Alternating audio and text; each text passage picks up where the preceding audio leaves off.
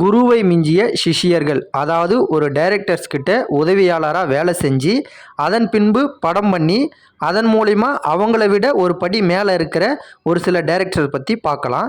First நம்ம அட்லி. இவர் ஷங்கர் கிட்ட ஏடியாக ஒர்க் பண்ணியிருக்காரு நண்பன் திரைப்படத்தில். அதன் மூலயமா ராஜா ராணின்னு ஒரு படத்தை பண்ணார்.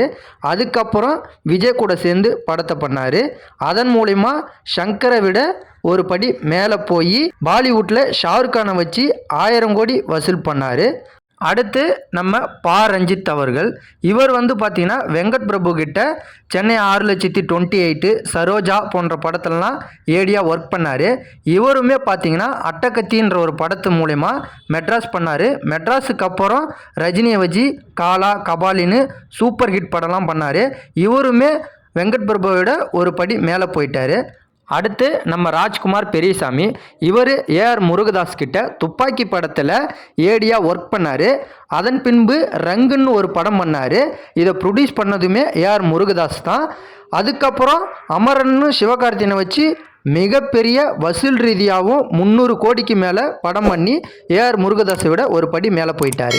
இதுபோல் தகவலாம் தெரிஞ்சுக்கணுன்னா மறக்காமல் அகராதி யூடியூப் சேனலை சப்ஸ்கிரைப் பண்ணி வச்சுக்கோங்க.